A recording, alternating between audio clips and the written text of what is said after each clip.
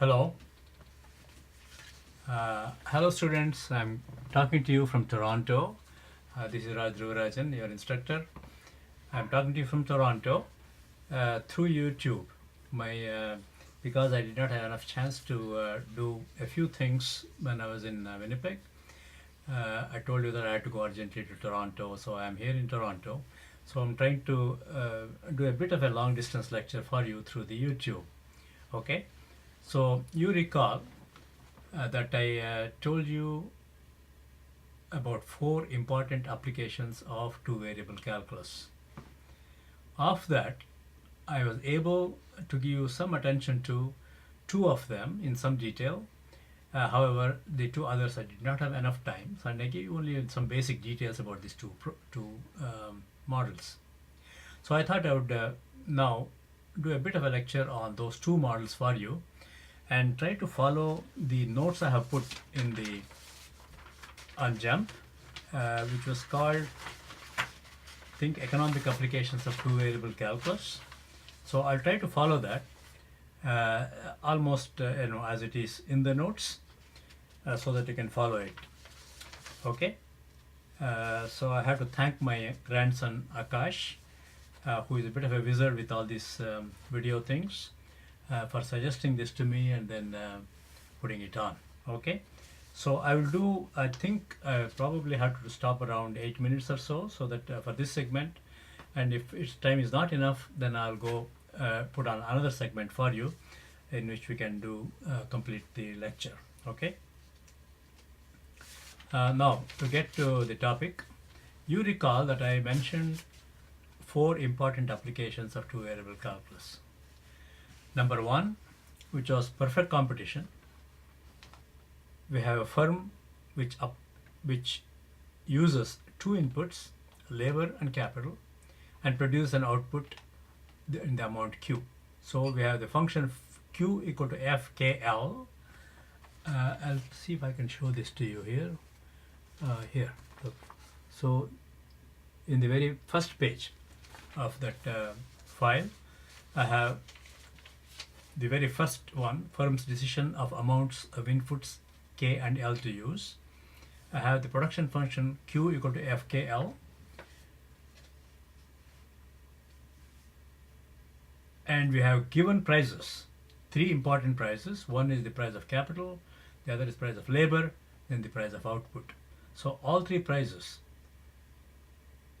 P, price of output, W, the price of labor, wage rate, and R, the rental rate on capital, that's the price of capital. Okay, so these three are given because it's a perfectly competitive market.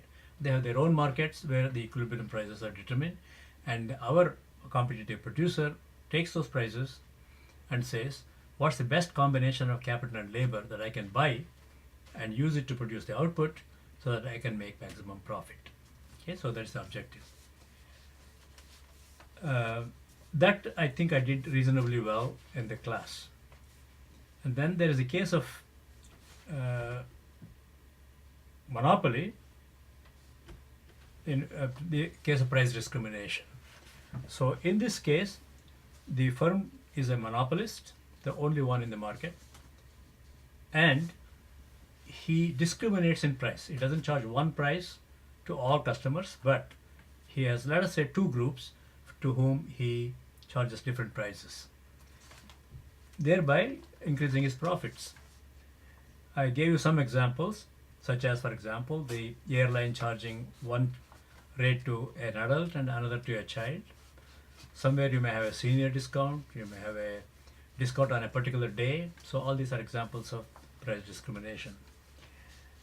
Now that you can see is in the bottom of page 1 here. So that case also I did reasonably well in class. But it's the other two cases that I did not have enough time to do well, which was the multi-product case, where a producer produces two outputs, Q1 and Q2, which are different from each other, and he sells those in different markets at different prices, P1 and P2. But there is a relationship somehow between the two in the cost function. There's a joint cost function, CQ1, Q2. Okay, so maybe we can talk about that case first. And then the other case that we will also talk about is the multi-plant case, where you have one firm with say 2 plants. That could be more plants, but let us assume 2 plants to make it easy. So a firm has 2 plants, it produces the same output, the same commodity in the 2 places, puts them together, sells them in the market at a given price P, which is determined under competition in its own market. Okay, so the price is given for the monopoly, for the competitor, the price at which he can sell the product. He produces them in 2 different plants, puts them together, sells them in this market. Okay, so these are the 4 cases. So maybe what I should do is pick up the, give me one moment here, pick up the, very briefly in any case, that of the 2 cases that I actually completed before. The important one being the demand for labor and capital by a perfectly competitive producer, right? Where the prices of the 2 inputs, wages and rental rate on capital, are given, and the price at which he can sell the product is also given, which is P. And he has a production function. When he uses capital and labor, he uses them to produce this commodity, and the amount that he can produce with given amounts of labor and capital is given by the production function Q equal to FKL. Okay, so this case I did reasonably well in class, but still very quickly go through it.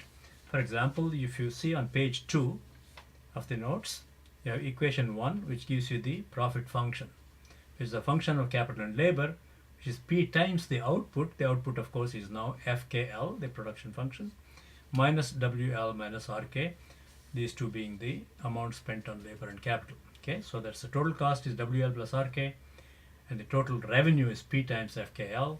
You subtract one from the other and you get the total profit. Now, to maximize this function, as you know, you have 2 conditions. One is the first order condition, the other is the second order condition. So in our case, the first order condition turns out to be the derivative, the partial derivative of pi k L with respect to L is 0, and also the partial derivative of pi with respect to K is also 0. That's delta pi by delta L is 0, delta pi by delta K is 0. So we have indicated this pi k, pi suffix k, the same as delta pi by delta K, the partial derivative, which turns out to be P times, P being constant, right, P times the FKL, its partial derivative with respect to K, Fk, minus R, because WL gives you, sorry, this segment is over, so I'll come back and talk to you further in the second segment. My channel name is Raj Dhruvarajan.